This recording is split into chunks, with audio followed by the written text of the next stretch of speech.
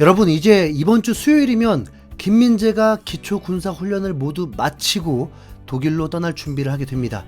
이미 이적 전문가인 로마노 기자가 히어로이고를 외치면서 김민재의 미넨 이적을 확신했는데요.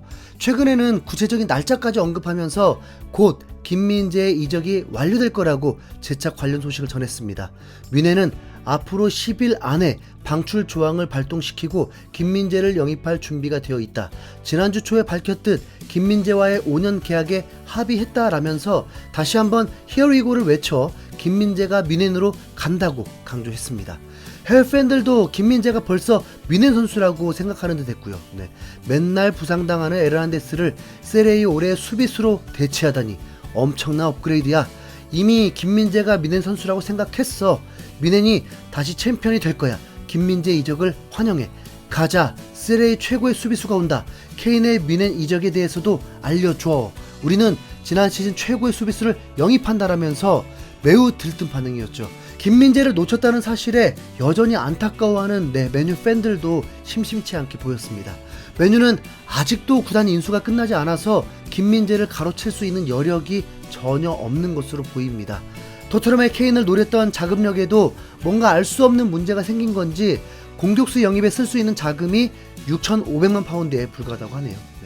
영국 매체인 데일리 메일은 맨유가 마운트와 계약에 동의한 뒤 새로운 공격수를 영입할 돈이 거의 남지 않았다. 테나 감독은 새로운 공격수를 데려오기 위해 6,500만 파운드를 쓸 수 있다라면서 최고 수준의 공격수를 영입하기에는 터무니없이 적은 금액이 남아서 어려움을 겪을 거라고 봤습니다. 맨유는 최근 첼시 미드필더 마운트를 6천만 파운드라는 거액에 영입하면서 한화로 1,000억 가까이 질렀거든요. 미넨이 케인을 영입하기 위해서 이미 8천만 파운드까지 제시했지만 많은 매체들은 레위 회장이 이 금액도 거절할 거라고 보고 있죠. 고작 6,500만 파운드가 남은 맨유는 더 이상 케인을 넘볼 수조차 없고요.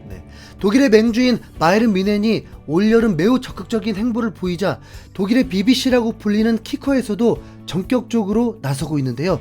26살의 김민재가 한국에서 군 복무를 마치고 뮌헨에 입단할 예정이다. 그가 독일 챔피언인 뮌헨에 어떻게 도움이 될지 분석해 봤다라면서 새로운 이적생인 김민재에 대해서 심층 분석하는 기사를 보도한 겁니다. 이 매체의 보도에 따르면 애초에 뮌헨의 영입 계획에는 김민재가 없었다고 합니다. 그런데 뮌헨이 역대 최고에게 영입한 수비수 리카 에르난데스가 갑자기 PSG로 떠난다는 얘기가 돌면서 뮌헨이 움직이기 시작했다는데요. 참고로 에르난데스는 2019년에 8천만 유로의 뮌헨으로 이적하면서 당시 기준 수비수 역대 이적료 2위, 분데스리가 역대 이적료 1위 등 수많은 기록을 세웠습니다.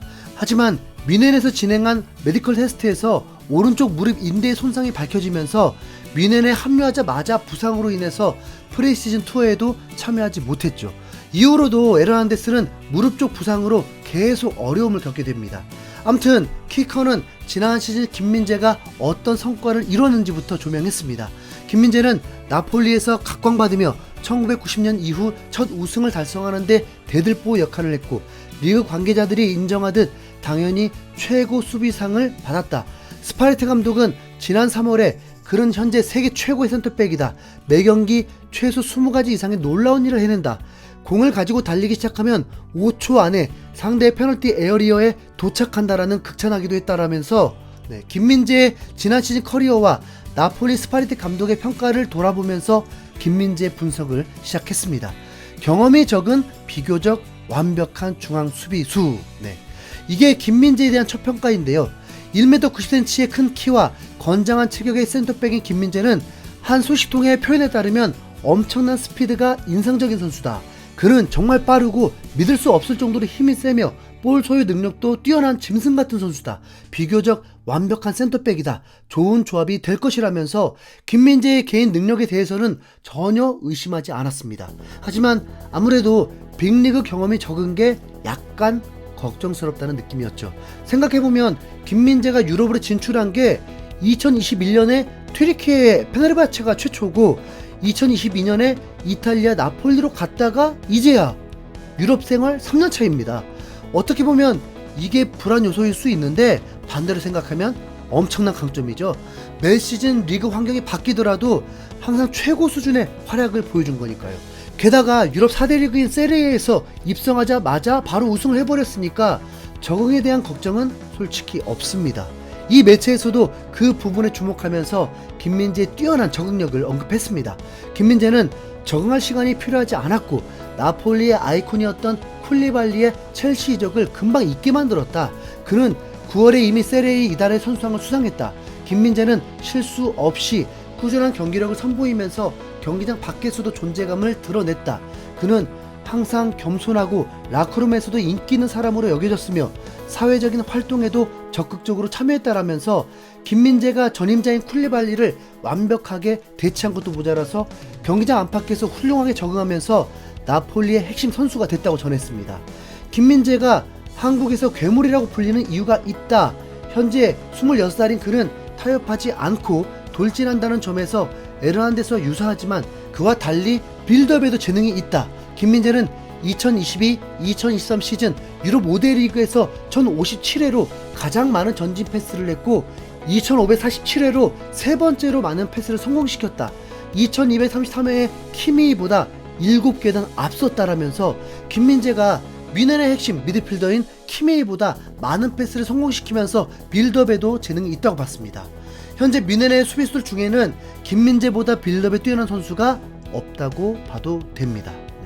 이 매체도 비슷한 판단을 했는데요. 보아텐과 알라바가 떠난 후 뛰어난 재능을 갖춘 뮌헨의 수비진에는 플레이메이킹을 할 수 있는 요소가 완전히 결핍됐다. 데리우트는 훌륭한 싸움꾼이자 위협적인 득점원이지만 플레이메이커적인 측면에서는 에르난데스나 우파메카노보다 낫지 않다라면서 김민재가 뮌헨의 포백에 합류하면 제대로 빌드업을 담당할 수 있는 플레이메이커로 활약할 거라고 예상했죠. 뿐만 아니라 김민재는 수비수의 본분인 수비력도 세계 최강 수준입니다. 그리고 키커 역시 이 점을 잘 알고 리디거와 김민재를 비교했습니다. 아무도 김민재의 벽을 넘지 못했다. 레알의 리디거처럼 김민재는 최근 챔피언스리그에서 단 한 차례도 드리블 돌파를 허용하지 않았다라면서 철벽의 수비력까지 갖췄다면서 극찬을 아끼지 않는 모습이었습니다.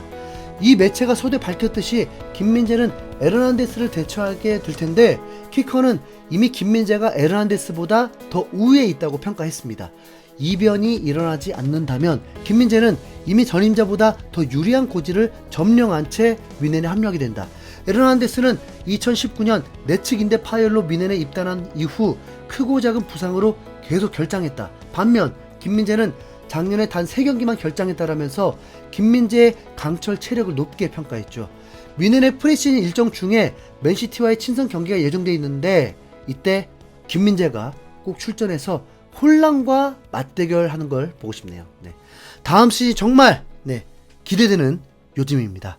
이상 흰수염고래였습니다. 감사합니다.